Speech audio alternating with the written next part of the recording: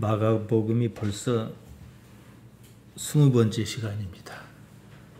이것이 다 끝나면은 이게 성경을 전체를 보는데 상당히 유익할 겁니다. 예수님께서 등경 위에 등불을 말씀하셨습니다. 오늘날 같으면은 뭐라 하시겠습니까? 전기불을 말씀하시겠죠. 그것도 LED 등으로 말이죠. 그때는 등불을 켰으니까요. 하나님의 나라가 어떻게 작동하는지 그것을 등불에다, 사람들이 흔히 다 사용하는 등불에다 비유로 말씀하셨습니다. 다음 주에도 나옵니다만 계속해서 하나님의 나라를 말씀하고 계시는 중입니다. 등불이 자기 스스로 등경 위에 올라가지 않습니다. 주인이 등불을 가져다가 등경 위에 둡니다. 그래야 방안을 넓게 비출 것이기 때문입니다. 등불이 시원찮아요. 가물가물거리면 치워버릴 것 아니겠습니까? 다른 더 밝게 잘 빛나는 것으로 올려두지 않겠습니까? 여기서 각자 할 일이 나뉩니다. 등불이 할 일이 따로 있고 등불의 주인이 할 일이 따로 있습니다. 사람의 할 일이 따로 있고 하나님께서 하실 일이 따로 있다 이 말씀이에요. 그런데 오늘날 사람들은 하나님께서 하실 일을 내가 하려고 그래요. 오늘은 이것을 말씀드릴 것입니다. 세상을 살면서 여기에 대해서 이런 구분을 하는 능력이 있을 때 그 사람을 뭐라 그럽니까? 하나님의 사람이다 그래요. 우리가 뭐 엘리야가 됐던 뭐 모세가 됐던 뭐 어떤 그런 사람이 있다 그럽시다. 상상할 수 있지 않겠습니까? 그럼 어떤 그 그림이 떠오릅니까? 이 사람이 분명히 이 사람들이 자기 의지는 있는데 자기 하고 싶은 대로 하는 게 아니라 하나님의 뜻대로 하는 사람이다. 이런 어떤 그림이 그려지지 않습니까? 근데 그 사람들만 그러고 말 것이냐는 거예요. 그리고 또 그 사람들이 인생의 어떤 정점에 이르렀을 때는 자기가 자의로 말한 것 같은데 하나님의 뜻을 말하고 이런 게 있지 않겠습니까? 어떤 경제에 이르렀지 않습니까? 우리가 그래야 한다 이거죠. 오늘 말씀 잘 들으시면은 이런 구분이 올 것입니다. 그런 사람을 뭐라 합니까? 영성이 있는 사람이다 이러지 않습니까? 영성, 푸니마티코스, 영적 지향성을 가리킵니다. 의식적으로 온 힘을 다해서 무엇을 추구하는가 이것이에요. 우리는 우리 삶에서 온 힘을 다해서 무엇을 추구합니까? 제가 어제 우리 막내 결혼식을 치렀습니다. 그러면 그 일에서 좋은 것도 경험할 것이고 서운한 것도 있을 것 아니겠어요? 그랬든 저랬든 이것에 하나님께서 어떻게 나타나신가 우리의 관심이 여기여야 한다는 거예요. 사실 우리는 보통 관심이 어디에 있습니까? 몇 사람이나 모일런지 또 축의금이 얼마나 거칠런지 우리는 여기에 관심이 있죠. 또 남들이 이 결혼식을 잘했다 할런지 이렇게 볼 거 아니겠습니까? 우리가 그런 관심을 안 가질 수는 없어요. 세상을 사는 거니까. 그러나 더 근본적인 문제는 지금 내가 겪고 있는 이런 일, 이걸 내가 부족하다 느낄런지, 좋다 느낄런지, 의외다 느낄런지 모르지만 여기에 하나님께서 어떻게 나타나시는지 이게 더 중요하다는 거예요. 그렇게 가다 보면 나는 하나님의 사람으로 변해 있을 것이고, 하나님께서 나를 이렇게 살리셨구나. 사람이 무엇이 간데 하나님의 자리에 올리려 하십니까? 이런 고백을 한다는 거죠. 아무튼요, 영성의 사람, 온 힘을 다해서 의식을 다해서 하나님을 추구하는 사람은 자기 사는 가운데 푸뉴마로 계시는 하나님을 알아차리는 능력을 갖춘다는 거지요. 사람이요, 이제 하나님, 일반 명사를 쓸 때 신이라 안 합니까? 신이라는 존재를 왜 생각했겠습니까? 왜 신이 필요했겠습니까? 자기로서는 못 해보겠으니까 그런 거예요. 그러면 여기까지는 좋습니다. 그러면 내가 해보겠다 못 해보겠다는 것은 요만치 있어요. 여기서 예상을 하는 거예요. 나 못 해볼 것 같아. 나 저거 해볼 수 있어 그래요. 근데 못 해보겠는 거예요. 예상할 수 있는 일을. 그러니까 하나님 도와주십시오. 이런 게 아니겠어요. 그러면은 이 시점에서 기본적으로 나를 버려야 해요. 그래야 당신께서 하실 일이 요마치 나타날 거 아니겠습니까? 그런 대부분 어떻게 해요? 나는 안 버리고 이걸 그대로 가져가 버린다는 거죠. 무신론입니다.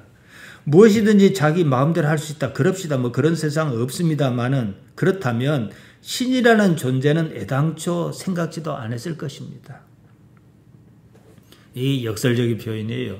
내가 할 수 없는 것이 많다는 게 오히려 은혜라는 사실을 여러분 이 느낌이 오잖아요. 내가 못하는 것이 있다. 이것이 실제로 하나님을 인식하는 출발점입니다. 내 능력을 아는 거예요. 내가 무엇을 할 수 있는가? 내가 무엇을 못하는가? 이것을 아는 것이 능력이라는 거예요. 여기 우리 기독신앙의 영성이 있습니다. 삶이란 내가 무엇을 할 수 있는지, 내가 무엇을 못하는지 그걸 아는 과정입니다. 내가 할 수 있는 것은 내가 하고, 내가 할 수 없는 것은 하나님께 의탁하고, 이런 삶이 복 있는 삶이라는 거예요. 지난 시간에요, 씨 뿌리는 것의 비유를 보았습니다. 씨는 예수님의 복음입니다. 하나님의 말씀이에요. 근데 씨를 아무데나 이렇게 흩뿌린다는 거예요. 자라려면 자라고 말라면 말고 이런 것처럼 그냥 뿌립니다. 그런데 말이에요, 경우에 따라서 잘 자라는 씨가 있더라는 거예요. 그럼 그 씨가 어디에 잘 자랐는가 보자. 그랬더니 좋은 땅이더라는 거예요. 마가복음 4장 20절에서 예수님께 그 상황을 설명하십니다. 좋은 땅에 뿌려졌다는 것은 곧 말씀을 듣고 받아 30배나 60배나 100배의 결실을 하는 자니라. 복음의 말씀을 씨에다 비유하셨습니다. 예수님께서 가르치시는 복음의 말씀이에요. 그 말씀이 어떤 얘기는 그냥 30배, 이게 30배면 상당히 크잖아요. 60배. 이렇게 열매를 맺더라는 거죠. 이처럼 말씀이 열매를 맺는 삶이 무엇이겠습니까? 어떻게 열매를 맺어요? 그 열매란 게 도대체 뭡니까? 하나님과 어떤 관계냐는 거예요. 그냥 그 사람에게서 하나님 빼면 아무것도 안 남는다. 이런 것처럼 하나님과 어떤 관계냐. 이게 이제 열매로 그 크기로 비유를 하신 거죠. 복음이 무엇이냐 다시 생각해 봐야 합니다. 마태복음, 마가복음, 누가복음 이러지 않습니까? 제가 교회 처음 나왔을 때는 이 복음이란 말이 생소해요. 분명히 복음 이러지 볶음은 아니잖아요. 볶음은 멸치볶음 이런 거잖아요. 그러니까 그게 자꾸 이 연상이 떠오르더라고요. 그러나 복음이 뭐예요? 한문어지요. 복스러운 소식. 마태나 마가나 누가가 전하는 것이 뭐냐는 거예요. 제가 마가복음을 시작하면서 말씀드렸습니다. 카타마르콘, 마가의 것이라는 거예요. 마가가 전하는 복음이다. 그래서 제가 이번 그 연속 시리즈를 하면서 마가의 복음이라고 한 거예요. 그러면 의미를 좀 잘 전달할 수 있을 것 같아서. 마가복음 1장 1절입니다. 하나님의 아들 예수 그리스도 복음의 시작이라. 예수님께서 하나님의 아들 자격으로서 그분이 우리에게 하신 말씀이 뭐냐? 이것을 정리하면 예수님께서 무엇을 전하셨는데 그게 복음이라는 거예요. 복음, 유앙겔리온, 이 천사, 앙겔로스, 천사가 전하는 좋은 소식, 좋다는 뜻이거든요. 굿이에요. 천사가 전하는 하늘에서 하나님께서 우리에게 좋은 소식을 주시지 나쁜 소식을 주시겠습니까? 하나님께서 인간 세계에 전해주신 기쁜 소식입니다. 그것이 뭡니까? 하나님의 나라입니다. 하나님의 나라를 어떻게 이해했느냐에 따라서 그 사람의 삶이 달라져요. 핵심입니다. 하나님의 나라가 내 사는 삶에 어떻게 드러나느냐. 예수님께서 사람의 아들로서 이 세상을 살아내신 방식이 무엇이냐. 그거거든요. 이게 예수님의 복음이에요. 예수님께서 십자가에 달리셨습니다. 십자가를 감성적으로 생각하면 오해하기 십상입니다. 냉철하게 이성적으로 생각해야 하는 거예요. 분위기 띄워서 그렇게 하지 말고. 그러니까 엘리아스 카네트 같은 종교학자는 애도물이다 그래서 애도물이 교회가 무슨 초상집이냐 이 말이에요. 십자가는 로마가 이방인을 사형할 때 사형을 집행하는 방법이었습니다. 사형은 죄인을 벌하는 가장 큰 형벌이잖아요. 목숨을 끊으니까요. 그래서 오늘날에는요, 우리나라에는 법상으로는 사형이 있지만 실질적으로 이루어지지 않고 있습니다. 세계적으로 추세가 그래요. 왜냐하면 잘못 판단했을 사유가 있었잖아요. 그것 때문에 그러는데 어쨌든 사형을 시키면 미국 같은 데 일부 주법이니까 미국에는 주마다 달라요. 사형을 시키면 어떻게 합니까? 십자가형은 안 해요. 왜냐? 이왕 죽는 사람이니까 최대한 고통을 줄여주자. 이렇게 한단 말이에요. 그러나 그 당시는 그렇지 않았어요. 최대한 고통을 줘서 죽이자는 게 십자가예요. 사형수는요, 자기가 달려 죽을 십자가를 지고 형장으로 올라갔습니다. 여기 있는 십자가는 장식용이에요. 그러나 제가 이 달려 죽으려면 이것보다 훨씬 더 커야 할 거예요. 그리고 저를 달았을 때 안 분질러져야 하잖아요. 그리고 얼마나 무겁겠어요. 그리고 그걸 지고 올라간다 생각해 보세요. 올라가다가 꼬꾸러지고 그럴 거 아니겠습니까? 또 재판을 진행한 동안 얼마나 편하도록 내버려 두겠습니까? 형을 집행하는 군인이 이제 군인에게 이제 맡겼단 말이에요. 이제 십자가 판결 땅땅땅 하고 맡겨요. 그러면은 그 일을 지체하면 좋아하겠습니까? 자기도 얼른 끝내고 싶은데. 그러니까 채찍으로 때린다든지 막 위해를 가하죠. 그러다 보면 사람이 나쁜 쪽으로 흥분해서 더 나쁜 짓을 하잖아요. 최대한 고통을 주었습니다. 또 십자가 곱게 박습니까? 옷 홀랑 벗겨가지고 박는단 말이에요. 수치는 덤이에요. 그리고 예수님은 막 조롱했잖아요. 어따 네가 유대인의 왕이다 그러고 명패를 그렇게 썼고 또 그래 왕이면은 관을 써야지 하고 가시로 만든 면류관을 써서 조롱하기도 하고 고통도 주고 이 난리를 했지 않습니까? 사형수가 자기 십자가를 지고 형장으로 향하는 언덕을 오릅니다. 쉽지 않았지요. 자칫하면 지체하면 채찍이 날아들었습니다. 채찍은 가죽에다가 쇠조각이 박힌 것이 보통이었습니다. 그러니까 치면 어떻게 하겠어요? 상처가 많이 나지요. 예수님께서 대제사장의 군병에 붙잡히셨습니다. 이게 여러분이 이제 이해하실 게 있어요. 로마 당국이 대제사장에 어느 정도 사병을 허락했어요. 허용했어요. 그리고 이제 최종적인 판단은 자기들이 하지만은 그거지요. 신문과 사형 판결 그리고 형을 집행하는 일이 한꺼번에 일어났습니다. 무슨 재판을 한밤중에 열리지를 않나. 그리고 또 제거의 여지도 없이 곧바로 형을 집행했다는 거예요. 그 과정에서 예수님께서 많이 지치셨을 것입니다. 우리가 예수님 그러면은 저처럼 야비야비하게 생각하지 이렇게 생각은 안 할 거예요. 근데 어쨌든 많이 지치셨을 겁니다. 당신의 십자가를 지고 골고다 언덕을 오르셨습니다. 진행이 더딜 수밖에 없지요. 십자가를 지고 가기 어렵단 말이죠. 이런 식으로 가다가 제 시간에 끝날 것 같지도 않아요. 더군다나 내일은 유대인이 그게 명절에 여기는 안식일이란 말이에요.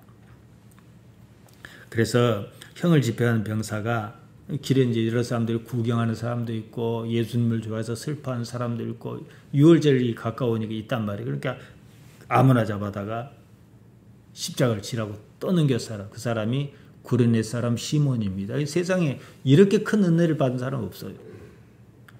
아무튼요, 예수님께 십자가에 달리셨습니다. 큰 구경거리입니다. 모욕과 수치와 고통이 이만저만 아닙니다. 십자가 형벌이 원래 그런 거예요. 예수님의 사역이 이렇게 끝났습니다. 예수님께서 십자가에 달리셨단 말이에요. 마지막으로 하신 말씀, 죽기 전에 하는 말이 가장 중요한 거예요. 그럼 법적 효력도 있고 매우 중요합니다. 요한복음 19장 30절입니다. 예수께서 신포도주를 받으신 후에 가라사대 다 이루었다 하시고 머리를 숙이시고 영원히 돌아가시니라. 다 이뤘다. 저는 이 짧은 한마디에 주목합니다. 사람의 아들로서 마지막 하신 말씀이에요. 사역 마지막입니다. 제가 자주 쓰는 용어가 있습니다. 예수님의 사역이란 말이에요. 사역이란 말은 맡은 임무를 뜻해요. 누군가 보내시킨 일입니다. 예수님의 사역은 보통 사역과 달랐습니다. 예수님께는 삶의 목적이 처음부터 끝까지 분명했습니다. 삶이 사역이었어요. 어떤 사역이었냐? 하나님의 나라를 알리는 사역이었습니다. 그러니까 여러분 성경을 볼 때는 창세기부터 요한계시록 끄트머리까지 하나님의 나라를 염두에 두고 보셔야 해요. 그걸 내가 어떻게 이해하든지 간에 말이죠. 그러니까 우리가 예수님의 행적을 이 관점에서 살펴야 하는 거죠. 예수님께서 십자가에 달리실 때까지 여기까지 일을 끌고 오신 데는 무슨 목적이 있었어요. 그것이 무엇인가? 무엇을 다 이뤘다는 말씀인가? 하나님께서 보내어 시키신 일을 이제 다 이뤘다 이 말씀 아니겠습니까? 예수님께서 십자가에 달리시기까지 하시면서 다 이루신 그것이 무엇인가? 꼭 그렇게 하셨어야만 하였는가? 생각해야 하지 않겠습니까? 아무튼 하나님의 나라를 다 이루셨다 이 말이거든요. 이게 복음이에요. 마가가 맨 처음 첫 구절에 한 하나님 나라, 이게 그 말이거든요. 하나님의 나라, 그들 말로 바실레이아 투 데우입니다. 데오스, 하나님의 바실레이아. 이 바실레이아는 영토나 국경을 말하지 않습니다. 통치를 말합니다. 그래서 동사로 쓰면 바실리오인데 내가 왕이다 이 뜻이에요. 다스린다는 거지요. 예수님의 사역은 바로 그 사실을 분명히 하는 것이었습니다. 하나님께서 바실리오, 왕으로서 다스리신다는 사실, 이것을 십자가에서 다 이루었다 이 말씀이에요. 그러면 말이에요. 2000년 전에 다 이루셨잖아요. 그러면 나는 하나님께서 실제로 바실리오 다스리시는 그 나라를 내가 사는 이 삶에서 어떻게 실감할 거냐? 흔히들 예수님 안 믿는 사람이 그러잖아요. 아니, 너가 믿는 하나님께 살아 계시다면 세상에 왜 악한 놈이 그렇게 많냐? 우리 그런 질문 받잖아요. 근데 그건 그 사람만 그런 질문하는 게 아니라 나 역시도 그래요. 내가 예수를 믿는다고 믿는데 그렇게 내가 그렇게까지 평균적으로 봤을 때 나쁘게 살지 않고 좋게 살았는데 왜 나보다 나쁜 저놈은 저렇게 잘 사냐? 이런 생각 하잖아요. 복음은 바로 이거예요. 이제 계속 들어보시면 이해하실 겁니다. 죽어서 천당을 갈는지 만당을 갈는지 그건 나중 문제예요. 그러잖아요. 안 죽었잖아요, 지금. 한 번도 안 가본 적이 없는데 지금 여기서 거기를 어찌 알겠습니까? 그러니까 좋은 의도로 그 말을 했든지 어쨌든지 간에 그건 복음을 모르는 소리예요. 그러지 않겠어요? 지금 여기가 중요하지 거기가 중요합니까? 앞서 제가 십자가를 말씀드렸습니다. 그러니까 나는 죽어서 천당 간다는 사람들 가만히 보세요. 못 사는 사람이잖아요. 힘들게 사는 사람이잖아요. 여기가 지옥이니까 저기를 바라는 거예요. 그것은 소극적 천당입니다. 우리는 그런 천당을 바라지 않아요. 내 사는 삶이 이 모양 요꼴이고 남이 보기엔 참으로 복 없는 삶인데 여기서 어떻게 하나님께서 살아 계신다는 말인가? 이걸 깨달아야 하는 거죠. 그거 없으면은 무목사가 뭔 재주로 세상 살겠습니까? 그렇지 눈에 보이는 것마다 싫은 일만 있는데요. 십자가를 말씀드렸습니다. 한편으로 예수님께서는 함께 달린 두 사람의 강도처럼 십자가에 달리셔야 할 만한 아무런 잘못도 없으셨습니다. 이건 누구나 인정하는 사실이에요. 십자가에 달려 죽을 만한 아무런 잘못이 없는데도 십자가에 달리셔서 그럼 우리가 어떻게 생각해요? 왜 저렇게 복 없는 사람이 있다냐 할 것이고 자기 자신 스스로는 왜 내 삶은 이 모양 이 꼴인가 그럴 것 아니겠습니까? 거기에 뭔 하나님이 계셔요. 그렇게 보면요. 그런데 말이에요. 십자가에 달리셔서 운명하시고 마지막 숨 넘어가기 직전에 다 이뤘다 이러신 거예요. 도대체 뭘 이루셨냐는 거예요.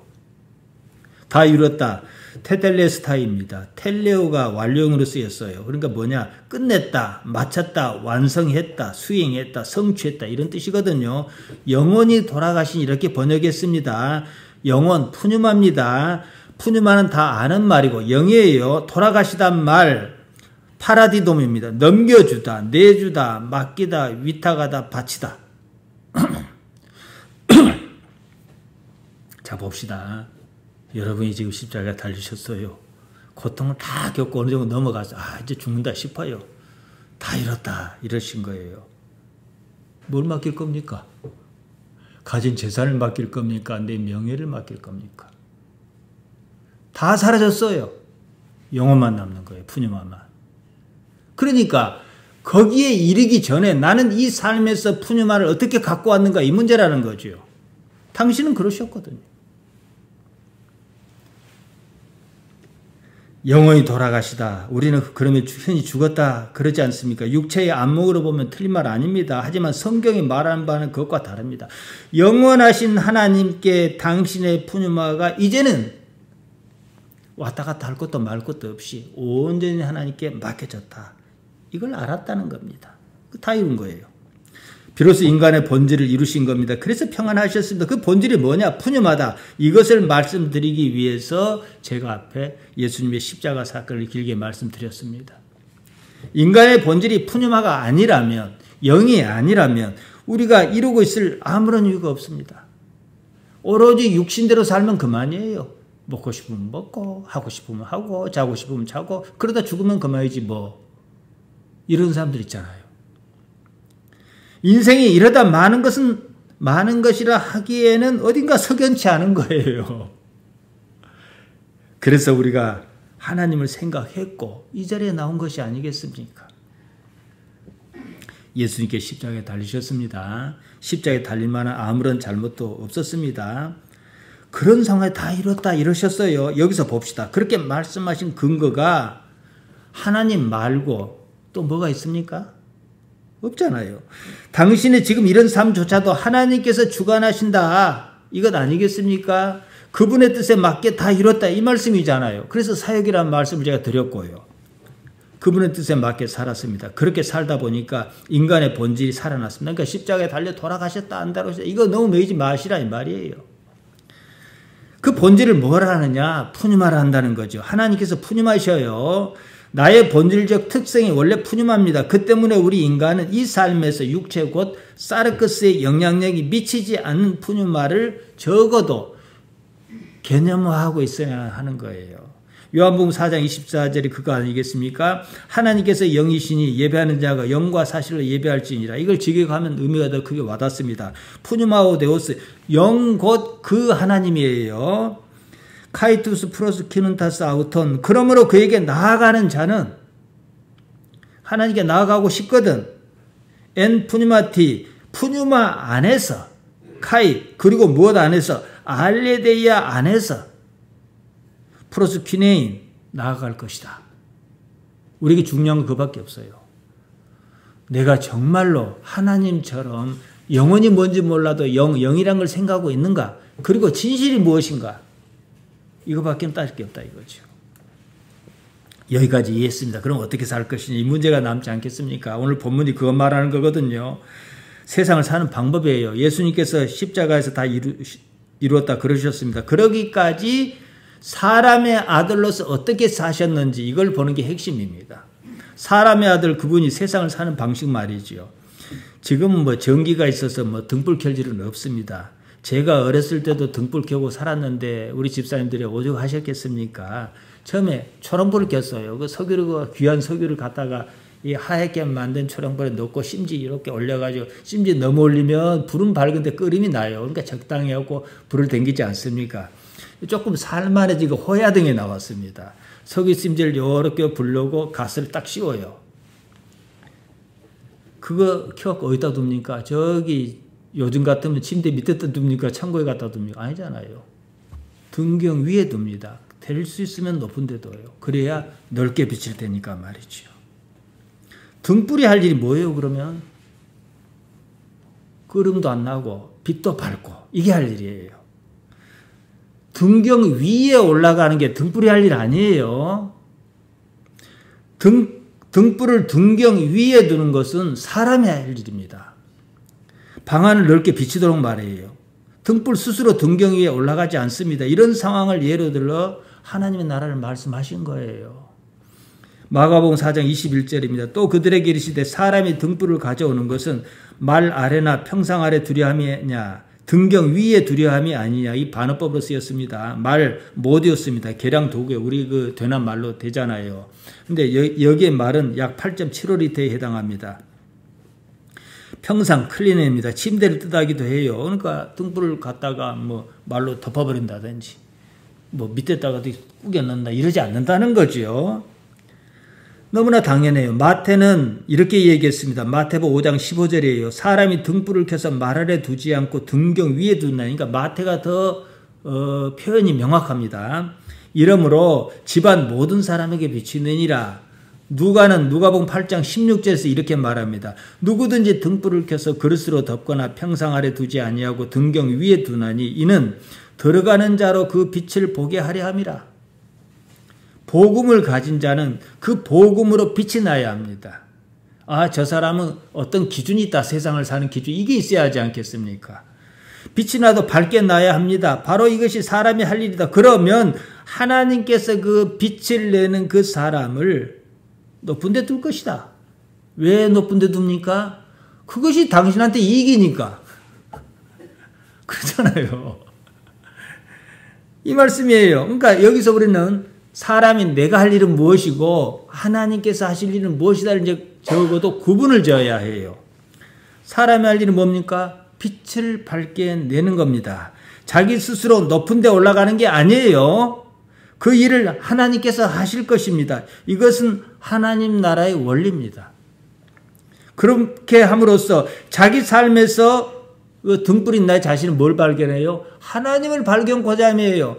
자, 뭐 이런 경우가 있을 수 있는지 모르겠습니다만 오늘 성경에 나온 말씀이니까 제가 아주 좋은 등불입니다. 끄름도 안 생겨 불을 또 하얗게 밝게 빛납니다. 그런데 가만 그 자리에 있어요. 그럼 등불이 있을 이유가 없잖아요. 그렇지 않아요.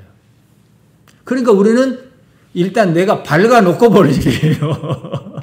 내가 저 위로 올라가지는지 말 아래로 가지는지 그건 네가 할 일 아니에요. 그런데 밝게 빛났어요. 그런데 내 자리가 이 자리더란 말이에요. 그러면 뭘 느껴요? 하나님께서 살아계신다. 이걸 느끼지 않겠습니까? 이게 어떻게 보면 참 쉬워요. 여러분은 우리 김호선 집사님은 나발도의 등불이고 우리 집사님들은 월전의 등불이셔야 하는 거예요. 이건 말로 할 수 있는 게 아니에요. 어떻게 사는가 이겁니다. 여러분의 행위가 별것 아닌 것 같아요. 나이가 다 드시면은 무릎도 아프고 관절도 아프고 그래갖고 꼭 펭귄처럼 그렇게 걷지 않습니까? 아프니까. 그런데 왜 저 양반들은 한사코 예배당에 가는가? 이것도 하나의 중요한 가치겠지요. 눈에 보이는 가치겠지요. 아무튼요. 내가 사는 이 삶에서 하나님께 나타나실 만한 삶이냐, 하나님께서 나타나신다는 사실을 내가 알 만한 삶이냐, 이거거든요. 나는 그로써 하나님을 알 것이고 기노스코 할 것이고 또 그로써 하나님과 함께 하기를 원하는 것이에요. 딱 이런 상황이에요. 완전히 하나님과 함께 하기를 원하는 이 사람이에요. 하나님보다 더 좋은 게 있을까요? 없어요.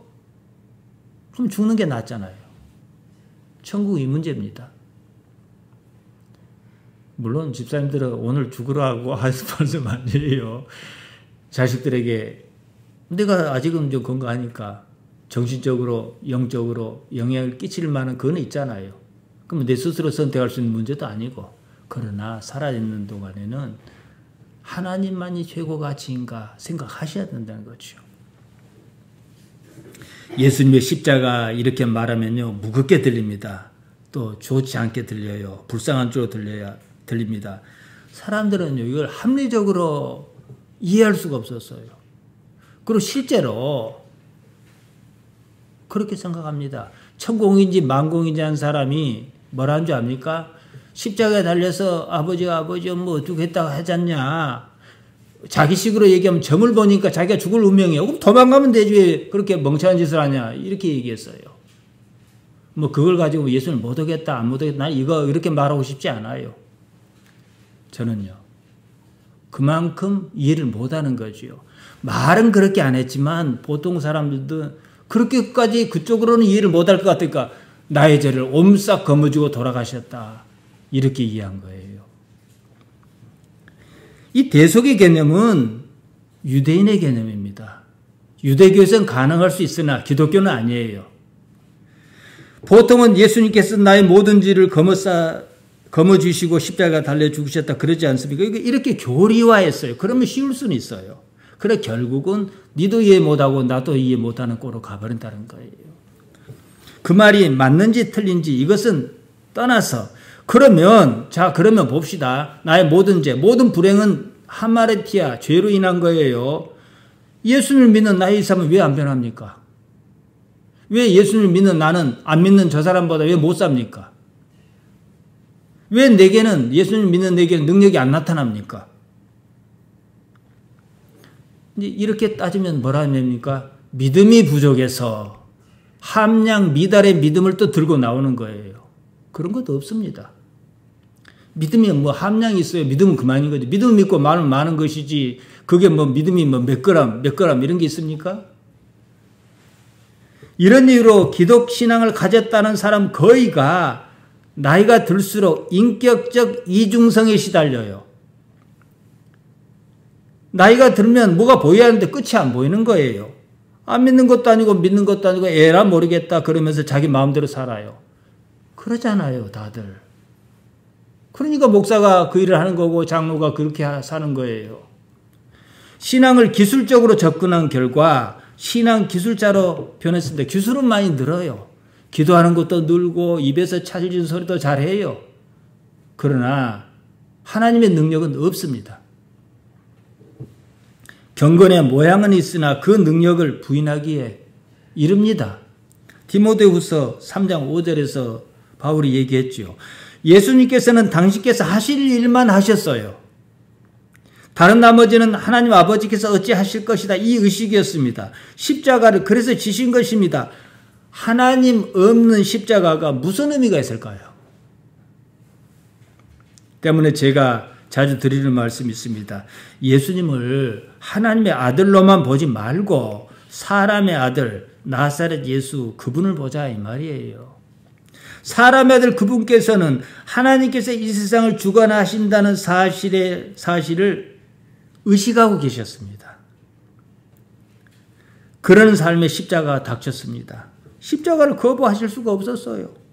하나님 때문에 말이지요. 이런 증거가 나사렛 사람 그분의 절규에 나타납니다. 십자가에 달리셨습니다. 숨이 곧 끊어질 상황입니다. 바로 그때 절규하셨습니다. 이게 마가복음 15장 34절에 나옵니다. 이제 거기쯤 가면 제가 또 말씀드리겠지만요. 제9시에 예수께서 크게 소리 지르시되 엘리 엘리 라마 사박다니 하신 이를 번역하면 얼마나 중요했으면 안 번역해도 알 걸 왜 번역까지 하겠습니까? 나의 하나님 어찌하여 나를 버리셨나이까 하는 뜻이라. 무엇에 절망했을까요? 그분이요. 부지불식간에 말이에요. 당신도 모르게 십자가 사건이 닥친 게 아니에요. 대제사장이 군병이 잡으러 올 줄 아셨습니다. 겟세마네 동산에서 기도하셨습니다. 그때 제자는 잠에 푹 빠졌습니다. 기도하시다 말고 3번이나 왔다 갔다 하셨어요. 그래서 3번째 제자에게 오셨을 때 이리 말씀하셨어요. 마태복음 26장 45절은 이건 451이라 써놨네. 그걸 보면요. 이에 제자에게 오사 이르시되 이제는 자고 쉬라 보라 때가 가까웠으니 인자가 죄인의 손에 팔리우느니라. 다 알고 계셨다는 얘기입니다.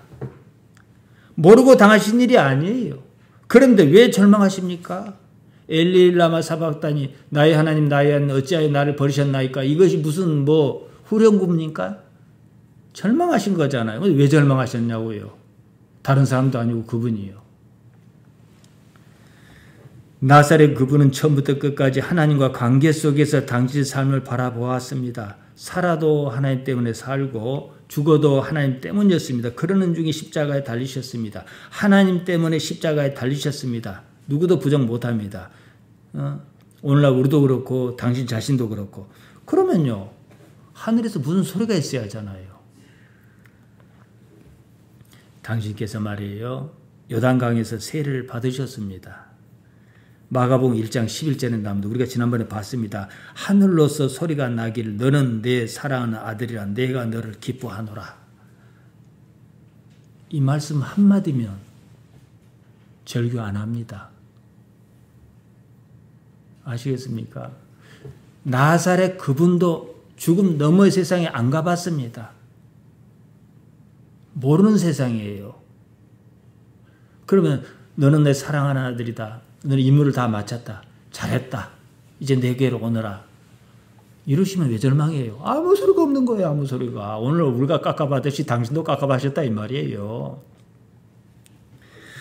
누구에게나 죽는다는 것은 보통 일이 아닙니다. 삶에서 중요하게 여겼던 모든 것이 그 자리에서 멈춥니다. 욕망도 사랑도 다 거기서 끝납니다. 고통을 받다가 죽는 것을 이미 알고 있었던 사실입니다. 하늘로서 나는 소리가 없었습니다. 그 기대조차 없었다는 거예요. 무너졌다는 거죠. 지금 생각해 보세요. 여러분이 예수님의 입장이라고 그럽시다. 무엇 때문에 여기까지 달려왔습니까? 하나님 때문이 아니겠습니까? 이제 죽는 그 순간에 하나님이 짚히지 않는 거예요. 삶을 엉망진창으로 살았다면 또 모르겠습니다. 처음부터 끝까지 아버지 집에 있었습니다. 하나님만 생각했습니다. 그 때문에 지금처럼 십자가에 달릴 수 있었습니다. 그러면 하늘에서 무슨 소리가 나야 하잖아요. 아무 소리도 없었습니다. 그런데 말이에요. 이건 모르죠. 예수님께서 직접 말씀하신 게 없으니까. 절망의 순간 아주 바로 다음에 잠깐 다음에 뭘 하셨습니까? 다 이루었다 그러신 거예요. 모습이 확 바뀝니다. 체념일까요? 아니에요. 그런 것은요. 체념 같으면 그렇게 말씀 안 하십니다. 하나님의 침묵 그 자체가 응답이었습니다. 숨이 끊길 한순간에 하나님의 침묵이 당신에게는 응답이었어요. 제가 언젠가 일본의 작가 엔도 슈사쿠가 쓴 침묵을 가지고 이 상황을 말씀드린 적이 있습니다. 예수님께 다 이루셨습니다. 그러자 푸뉴마가 파라디돔이 하나님께 맡겨졌다는 사실을 감각적으로 와닿은 거예요. 하나님께 맡겨진 겁니다. 우리의 푸뉴마가 하나님께 맡겨질 때 삶이 평안할 수 있다 이거지요. 죽느냐 사느냐 그것은 중요하지 않아요. 문제가 아닙니다. 안 기다려도 죽습니다. 다시 말씀드립니다. 등불이 복음을 받은 사람을 가리킨다는 것은 누구나 다 압니다. 등불이 할 일은 그저 빛을 밝게 내는 겁니다. 마태는 바로 이 부분에 주목했습니다. 마태복음 5장 15절 16절에 이렇게 썼습니다. 이같이 너희 빛을 사람 앞에 비치게 하여 저희로 너희 착한 행실을 보고 하늘에 계신 너희 아버지께 영광을 돌리게 하라 그랬어요. 하나님 없이 생각해 봅시다. 지금 같은 세상에서 착하게 산다는 건 바보짓이에요. 우리는 지금보다 더 악한 세상에 살지라도 착하게 살려고 해야 합니다. 왜요? 하나님 때문에 말이에요. 그것이 무엇 때문이겠는가? 이게 답입니다. 우리는 세상에 어떤 법칙이 있다고 믿지 않습니다. 착하게 살면 복 받는다. 우리는 그것 안 믿습니다. 하나님께서 우리 아버지신 것을 믿습니다. 복음서 기자가 말한 것이 바로 이겁니다. 십자가를 져도 하나님 아버지 때문이어야 하고 착할 수 있는 근거도 하나님 아버지 때문이어야 하는 거예요.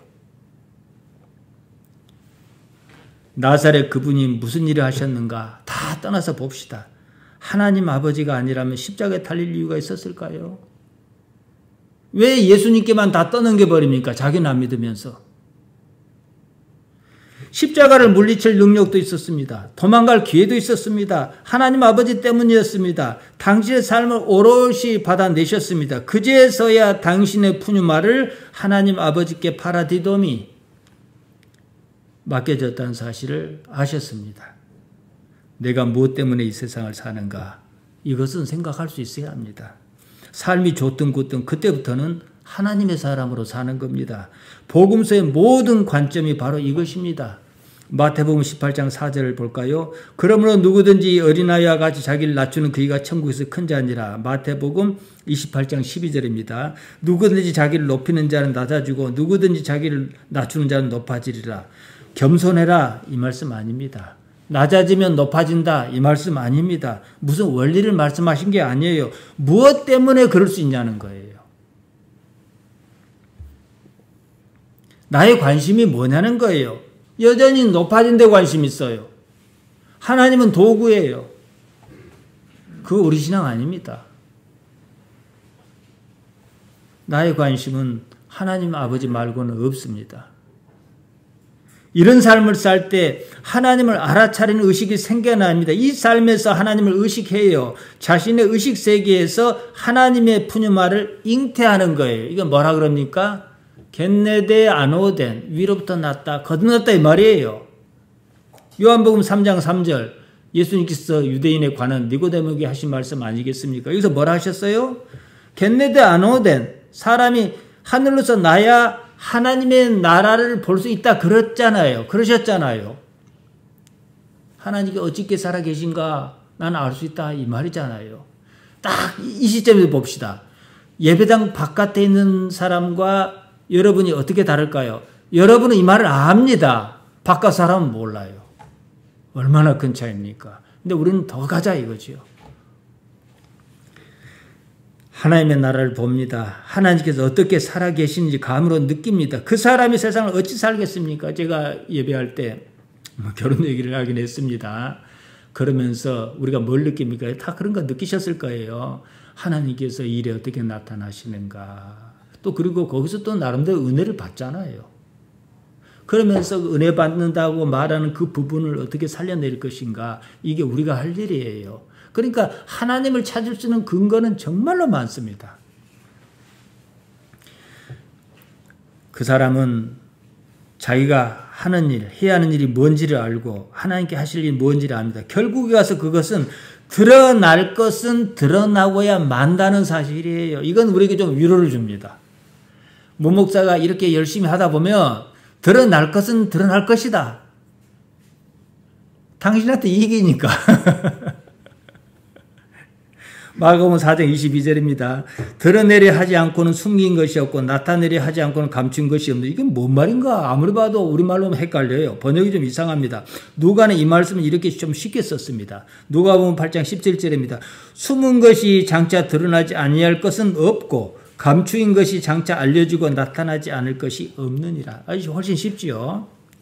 하나님 아버지를 아는 사람은 다른 것에는 크게 관심을 두지 않습니다. 물론 서로 사랑하고 애끼고 서로 좋은 것을 나누고 하는 것은 좋아요. 그러나 그 수준이에요. 또 그 때문에 초조하거나 조급해하지 않습니다. 들을 귀 있는 자는 들으라 그러셨습니다.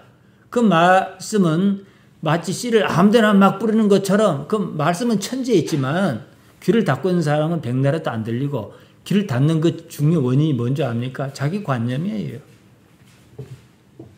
마태복음 4장 24절입니다. 마가복음 4장 24절입니다. 또 가라사대 너희가 무엇을 듣는가 스스로 삼가라. 너희 헤아리는 그 헤아림으로 너희가 헤아림을 받을 것이요 또 더 받으리니. 이러면은 그 개념적으로는 이해를 합니다. 그러니까 원어를 봐야 해요. 헤아리다 메트레오입니다. 헤아림 메트론 미터 척도입니다. 무슨 말씀이냐 그러면은 결과를 재지 말으라는 거예요. 평가하지 말아라 이겁니다. 뭘요? 미래를. 지금 그 일만 하라는 거예요. 그럼 그 일의 기준이 뭡니까? 우리가 압니다. 그래서 제가 칸트 철학에서 정언명령이다 이 말씀 드렸던 거예요. 안 그러면 결국은 내가 기대했던 그것이 내 스스로를 헤아릴 것이다. 평가할 것이다. 그 평가가 좋게 나오겠냐 이 말이에요.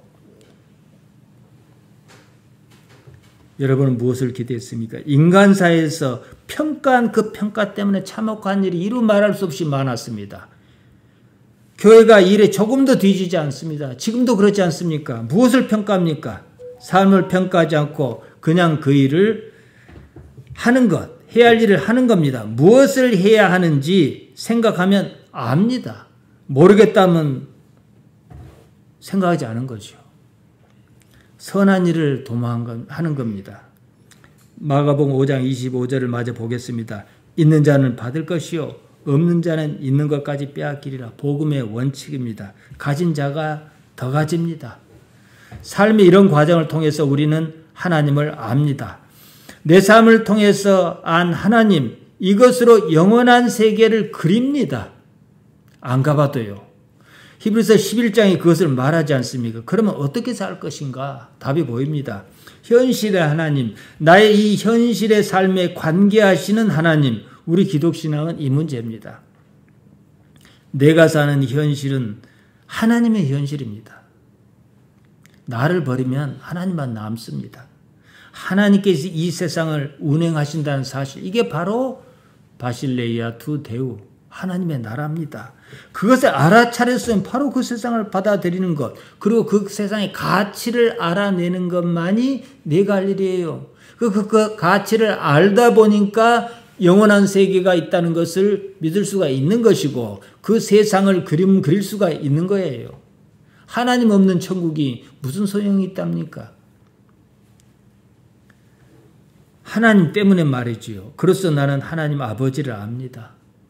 여러분, 등불처럼 사시기 바랍니다. 기도하십시다. 하나님 우리 아버지, 우리에게 말씀을 주셨습니다. 밝은 등불을 내는 등불처럼 살도록 우리를 도와주옵소서. 예수님 이름으로 기도하옵나이다. 아멘.